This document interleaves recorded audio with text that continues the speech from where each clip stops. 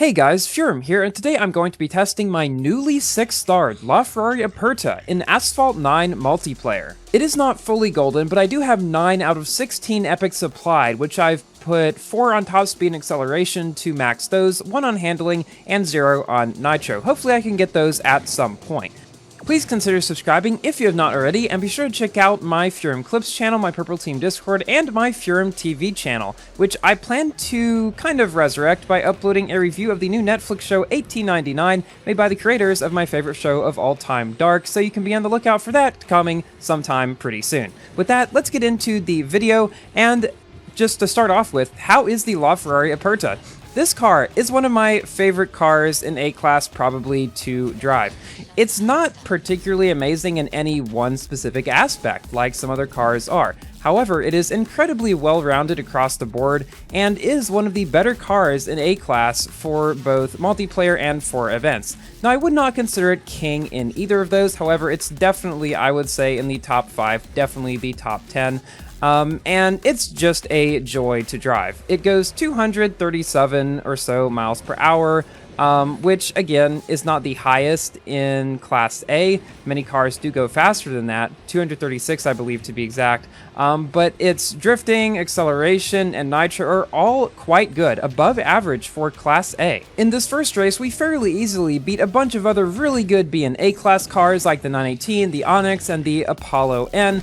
And I do believe this is probably my best A-Class car now. Well, my Valhalla is technically the best car, but I only have it at 4 stars, and this car is a 6-star, so I do think this one's maybe at least slightly better. Speaking of the Valhalla, you can finally get blueprints for it again, but you can't buy Valhalla packs, unfortunately. Well, or maybe fortunately, depending on how you look at it. We have the Burst of Speed packs now, where the Valhalla is one of the cars. It's Burst of Speed for mainly the Bugatti La Voiture and the Koenigsegg Gemera. And the really cool thing about this Burst of Speed is you can actually get the keys for both of those cars if, unfortunately, you are able to max them out. Now, if you have a ton of tokens, like 50,000 or something like that, you're probably going to be able to unlock at least one of those 2 cars, even if you did not have many blueprints for them before. But for the rest of us, we're just going to have to, I guess, be happy with opening a few of the packs, because you can also get blueprints for, as I said before, the Valhalla. You can also get ones for the Imola and the Millicavalli. Just other good cars like that. You can also free try the Gemera and the LVN in their Burst of Speed events. Unfortunately, you cannot free try the other cars. The good thing is about all of this, though, is you will be able to get a lot of tokens, probably a couple thousand or so, through these Burst of Speed events, even if you really don't have many or any of the cars, which is super cool, and hopefully with those tokens, you'll be able to buy some packs for them.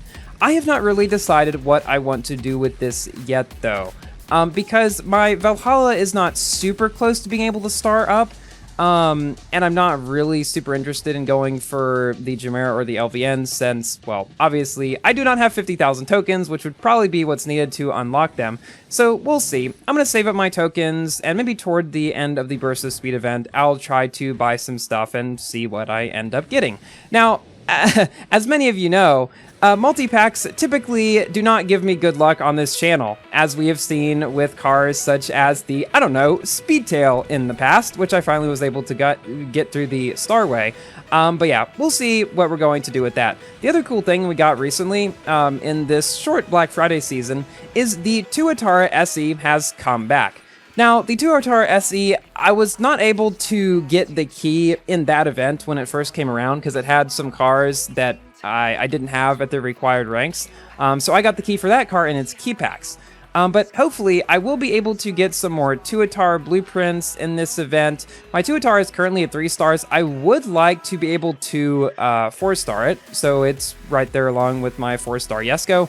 Unfortunately, I don't think I'll be able to get to 180 conditions, which is what's necessary to unlock the ability to buy packs for the Tuatara, but I will definitely give it my best shot and see what I can do. In the last race in the video, we got 2 Legend League. This race is the first one that we're actually playing in Legend League, and they're starting us off difficult with a Jesko, a Tryon, a Regera, as well as a Speedtail all in the same race. But the Aperta is actually doing fairly well. San Francisco is not a track necessarily that is super top speed oriented, which I feel like is probably the only reason why I'm able to do that in this case, but as we'll see in the next few races, that is not always the case. I typically like to test most cars that I drive for my videos in both their classes league and the one above it, so we can see whether or not it just does well in its class, or with the class above, which is a fairly good test to see how good a car is. In this race, we're facing a Jesko, a Venom, a Tryon, and 2 Regeras. Now, these last 2 races in the video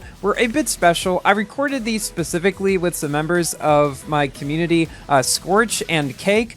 Cake is in the Venom, and Scorch is in the Tryon Nemesis, because I wanted to test my Aperta against some members of the community who I knew were quite skilled, because the thing is, when you're playing Windows multiplayer, it's really hit or miss as to the skill level of the players that you run up against, so I thought this would be a decent test. And we get a good track for me, thankfully, on Osaka. The first car to pass me is the Jesko, driven by Tarantura, who I have no idea who he is.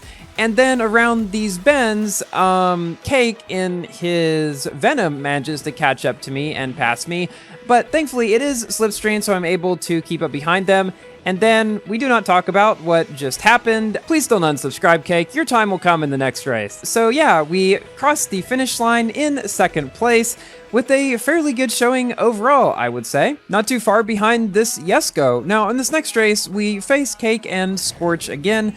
Cake is still in his Venom, and Scorch is now in a Lycan. There's a couple of other Lycans in here, as well as a Tryon and a Regera, thankfully again on a track that is fairly good for me. So this leads me to my general review about the Aperta. Overall, it is an amazing A-Class car. It unfortunately is not an A-Class Elite anymore, so you can't use it there, but in multiplayer, it will do amazingly in Platinum League. It has above average stats in all respects, just in its class. It is great fun to drive. I enjoy it a lot, and I'm definitely going to be getting epics for it when I can.